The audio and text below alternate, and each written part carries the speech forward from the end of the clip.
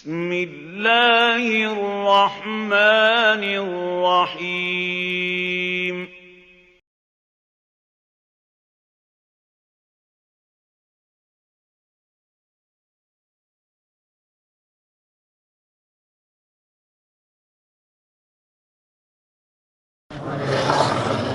پیچھے جو حضرات ہیں سامنے آ جائیے،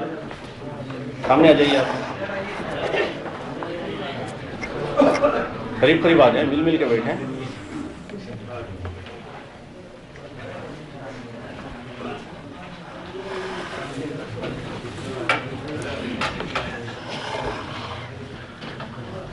الحمدللہ رب العالمین والصلاة والسلام علی رسولہ الامین وعلی آلہ وصحبہ اجمعین ومن تبعہ بإحسان الی یوم الدین۔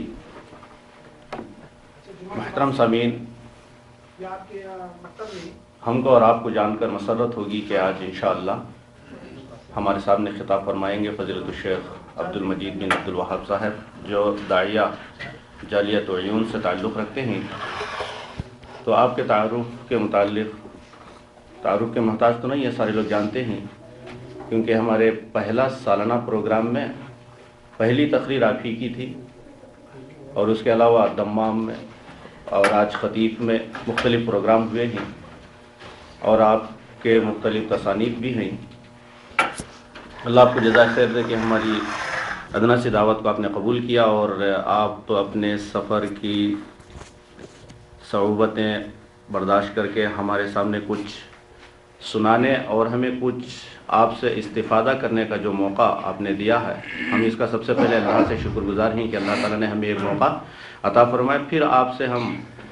تہ دل سے ممنون و مشکور ہیں، اور ہم آپ سے بھی گزارش کرتے ہیں کہ اب آپ لوگوں کے سامنے انشاءاللہ سیرت معاویہ پر ایک اختصار کے طور پر پیش کیا جائے گا،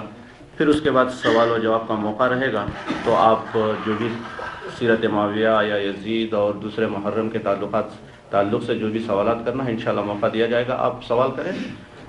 قرآن حدیث کی روشنی میں تسلی بخش جواب دیا جائے گا۔ اور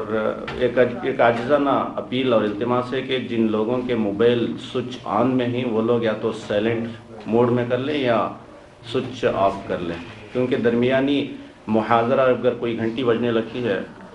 تو پورا یعنی جو کچھ بیان کرنے کا ذہن میں خاکہ لے کے آتے ہیں، ان کی وجہ سے کچھ خلل اور تکلیف ہوتی ہے۔ تو آپ لوگ، اللہ تعالیٰ آپ کو جزائے خیر دے، ہمیں سننے اور ورحمۃ اللہ وبرکاتہ۔ الحمد للہ نحمده ونستعینه ونستغفره ونؤمن به ونتوکل علیہ ونعوذ باللہ من شرور انفسنا ومن سیئات اعمالنا، من يهده الله فلا مضل له ومن يضلله فلا هادي له،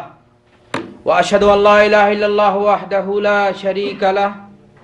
وأشهد أن محمدا عبده ورسوله، أما بعد فإن خير الحديث كتاب الله، وخير الهدي هدي محمد صلى الله عليه وسلم، وشر الأمور محدثاتها، وكل محدثة بدعة، وكل بدعة ضلالة، وكل ضلالة في النار۔ قال الله تعالى في القرآن المجيد: أعوذ بالله من الشيطان الرجيم، بسم الله الرحمن الرحيم، رجال صدقوا ما عاهدوا الله،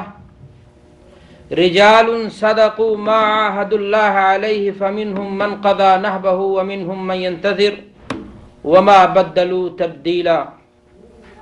وقال النبي صلى الله عليه وسلم: اللہ اللہ فی اصحابی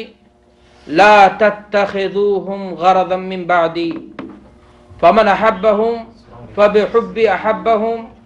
ومن ابغضهم فببغضی ابغضهم۔ حضرات علماء کرام، بزرگان محترم،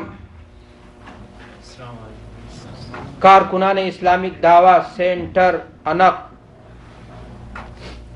معزز سامعین، ہمارے لیے یہ بڑی خوشی اور سعادت کی بات ہے کہ آپ کے سامنے ایک اہم موضوع پر لب کشائی کی سعادت حاصل ہو رہی ہے۔ آپ سبھی حضرات کی یہ دلچسپی دیکھ کر کے موسم سرد ہے، رات کا کافی حصہ گزر چکا ہے، کل ڈیوٹی پر بھی جانا ہے، لیکن محض ایک دینی جذبے سے آپ یہاں حاضر ہوئے۔ ہم آپ کے اس جذبے کی قدر کرتے ہوئے رب العزت سے دعا گو ہیں کہ بار الہ ہماری اس حاضری کو قبول فرما لے اور ہمارے لیے آخرت میں بخشش کا، مغفرت کا ذریعہ بنا دے۔ شیخ محترم نے آپ کے سامنے آج کی اس حسین اور پررونق مجلس کے لیے موضوع کا انتخاب کیا ہے، سیرت معاویہ رضی اللہ تعالیٰ عنہ۔ مہینہ بھی محرم کا چل رہا ہے اور اس مناسبت سے بھی اس موضوع کی اہمیت بڑھ جاتی ہے۔ دعا ہے کہ اللہ تبارک و تعالی ہمیں حق بات کہنے، سننے، سمجھنے اور اس پر عمل کرنے کی توفیق عطا فرمائے۔ دینی بھائیوں، دوستوں اور ساتھیوں، پچھلے تقریباً 25-26 دن محرم کے اور اس سے پہلے بھی مختلف کئی دنوں سے آپ نے ٹیلی ویژن اور مختلف چینلوں سے بر صغیر پاک و ہند، بنگلہ دیش، آپ نے دیکھا ہوگا کہ مختلف شہروں میں، مختلف گاؤں میں، مختلف چوراہوں پر دینی مجلسوں کے نام پر مجلسوں کا انعقاد کیا گیا، اور ان مجلسوں میں یہ باور کرانے کی کوشش کی گئی کہ یہ مجلسیں محبت آل بیت کے نام پر بپا ہوئی ہیں، لیکن سچائی یہ ہے، امانت داری کی بات یہ ہے کہ ان مجلسوں میں ان نفوس قدسیہ کو برا بھلا کہا گیا، ان کے خلاف زبان تان کو دراز کیا گیا، جن کی اگر سچی خدمات نہ ہوتی تو آج اسلام صحیح معنی میں ہم تک نہیں پہنچتا۔ اگر ان مجلسوں میں ان لوگوں کے خلاف ہرزہ سرائی کی جاتی، زبان کھولی جاتی، برا بھلا کہا جاتا، جنہوں نے امام حسین رضی اللہ تعالی عنہ کو کوفہ آنے کی دعوت دی، اور جب اللہ کے رسول کے نواسے امام حسین رضی اللہ تعالی عنہ وہاں پہنچے تو ظالموں نے ان کے ساتھ غداری کی اور انہیں مظلومانہ طور پر شہید ہونے کے لیے چھوڑ دیا۔ اگر ان کے خلاف زبان کھولی جاتی، ان کو برا بھلا کہا جاتا، ان کے خلاف زبان تان دراز کی جاتی تو بات کچھ سمجھ میں آتی اور بات کچھ حقیقت پر مبنی ہوتی، لیکن افسوس کی بات ہے ان کو چھوڑ کر ان شخصیتوں کو متون کرنا، ان عظیم ہستیوں کو برا بھلا کہنا، ان کے خلاف زبان تان دراز کرنا، جنہوں نے اسلام کے لیے بہت بڑی بڑی قربانیاں دی ہیں، جن کی ہڈیاں اسلام کے لیے پلر کے طور پر کیا ہوئی ہیں، استعمال ہوئی۔ میں آج تفصیل میں نہیں جانا چاہتا، میں صرف خاص طور سے جس عظیم شخصیت کو نشانہ بنایا جاتا ہے، آج ان کے بارے میں تھوڑی سی گفتگو آپ کے سامنے رکھنا چاہتا ہوں تاکہ ہمارے سامنے حقیقت کھل کر کے آ سکے۔ وہ شخصیت ہے امیر معاویہ رضی اللہ تعالی عنہ کی۔ بالخصوص امیر معاویہ رضی اللہ تعالی عنہ کو اس مہینے میں سب و شتم کیا جاتا ہے، ان کے خلاف زبان تان کو دراز کیا جاتا ہے۔ میرے بھائیوں اور دوستوں، امیر معاویہ رضی اللہ تعالی عنہ کی حیثیت کیا ہے،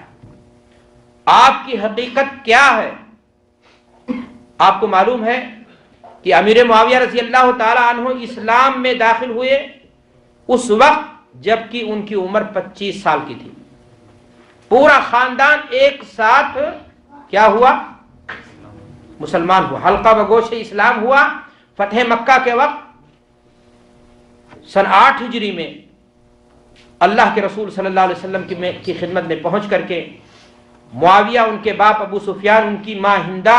اور دیگر خاندان کے سارے افراد اسلام لے آئے۔ اللہ کے رسول جناب محمد الرسول اللہ صلی اللہ علیہ وسلم نے معاویہ کے گھر کو، معاویہ کے خاندان کو عزت بخشتے ہوئے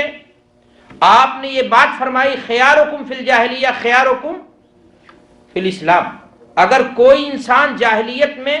اسلام سے پہلے قائد و سردار رہا ہو،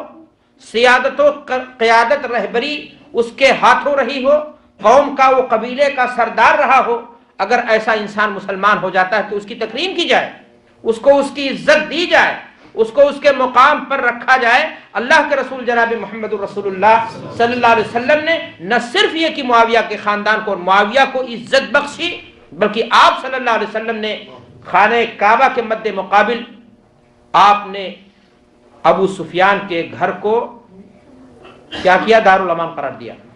آپ نے فرمایا کہ من دخل دار ابی سفیان فہو آمن۔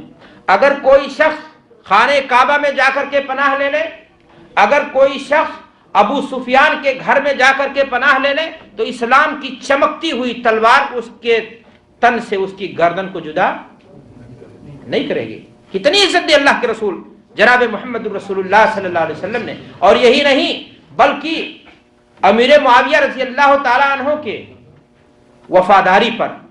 امیر معاویہ رضی اللہ تعالیٰ عنہ کی امانت پر، امیر معاویہ رضی اللہ تعالیٰ عنہ کی سچائی پر، امیر معاویہ رضی اللہ تعالیٰ عنہ کی سنجیدگی پر، امیر معاویہ رضی اللہ تعالیٰ عنہ کی سلیقہ مندی پر، امیر معاویہ رضی اللہ تعالیٰ عنہ کے فہم و فراست کی تصدیق کرتے ہوئے جناب محمد رسول اللہ صلی اللہ علیہ وسلم نے امیر معاویہ کو ان لوگوں کی فہرست میں شامل کیا جو وحی کے امین بنے، جو قرآن مجید کو لکھ کر کے محفوظ کرنے کے کیا بنے؟ امین بنے۔ گویا رسالت و نبوت نے معاویہ کی امانت داری پر کوئی شبہ نہیں کیا۔ آج 1400 برس گزرنے کے بعد اگر کوئی معاویہ رضی اللہ تعالیٰ عنہ کی امانت داری پر شبہ کرتا ہے تو اسے پہلے اپنے ایمان کی سرٹیفکیٹ دینی ہوگی، اپنے سچائی کی سرٹیفکیٹ دینی ہوگی، اس لیے کہ معاویہ کی سچائی پر، معاویہ کی صداقت پر، معاویہ کے ایمان پر ذات رسالت مآب صلی اللہ علیہ وسلم کو کوئی شبہ نہیں تھا۔ اور سب سے اہم ترین کام وحی کی امانت، وحی کی حفاظت، اس کو محفوظ کرنے کی ذمہ داری ان کے حصے میں آئی، ان کے نصیبے میں آئی، اور جس سے ان کی شخصیت کیا ہوئی؟ بلند ہوئی۔ میرے بھائیوں اور دوستوں،